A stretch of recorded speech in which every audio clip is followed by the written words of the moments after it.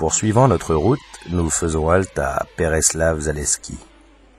Les deux grandes figures de Pereslav-Zaleski sont d'une part le prince Yuri Dolgorouki, fondateur de la ville en 1152, et d'autre part le saint prince Alexandre Nevski, qui naquit 68 ans plus tard, le 30 mai 1220. En 1302, la ville fut incorporée au Grand-Duché de Moscou. Pereslav-Zaleski a été dévastée à plusieurs reprises par les Mongols, entre le milieu du XIIIe siècle et le début du XVe. En 1611-1612, elle subit une invasion polonaise. En 1894, Vladimir Lénine se trouvait dans le village de Gorki, près de Pereslav-Zaleski, et il réalisa avec un lectographe l'article intitulé « Qui sont mes amis du peuple et comment ils combattent les social-démocrates ?» Yuri Vladimirovitch Dolgorouki, connu sous le nom de Georges Ier de Russie, est né en 1091. Il est le fils de Vladimir II Monomaque. Il gouvernait Rostov et Souzdal.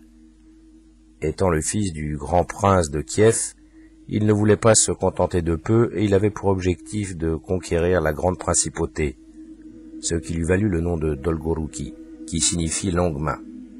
En 1120, il participe à la guerre contre les Bulgares de la Volga. En 1135, il est prince de Pereslav. En 1136, il revient à Souzdal, son ancien fief. Il connut son premier succès en 1149, quand il défie les troupes d'Iziaslav II, Mstislavitch, son neveu.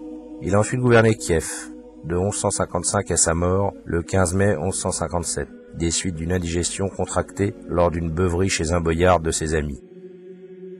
Le Kremlin de Rostov-la-Grande nous accueille au son d'un concert de carillon.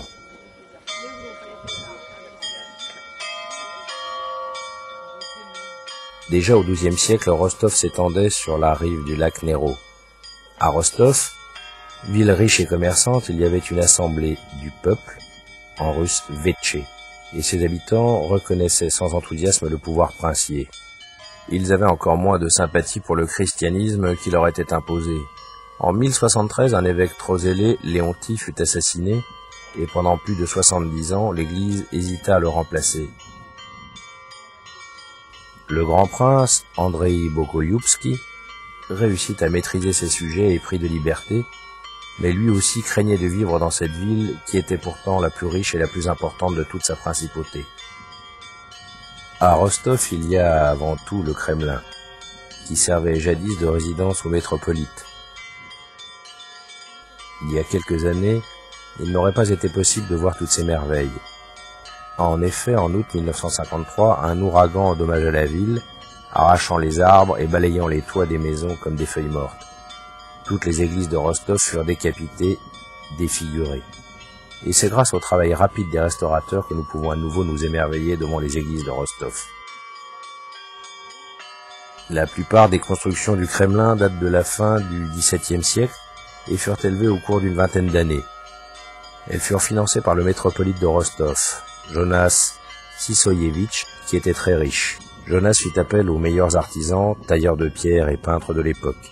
L'enceinte, d'1 kilomètre de longueur et ses 11 tours n'ont pas de valeur défensive. Les vraies forteresses étaient tout autres en cette fin du XVIIe siècle, mais les largesses du maître spirituel de la ville accrurent son autorité. Les murs élevés avaient cependant une application pratique, ils protégeaient les trésors des églises. Nous ne sommes pas encore dans l'église, mais nous sommes dans la galerie qui a relié toutes les églises de l'ensemble. Nous sommes dans la galerie ouest.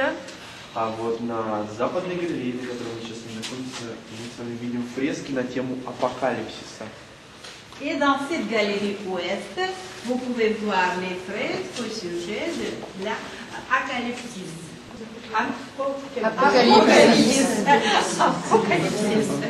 И вот по задумке автора, фрески на тему апокалипсиса должны были направить молящихся на покаяние в храм. Alors l'idée de représenter cette fresque, de donner le désir de venir dans l'église et de se confesser. Да, мы сейчас с вами пройдем.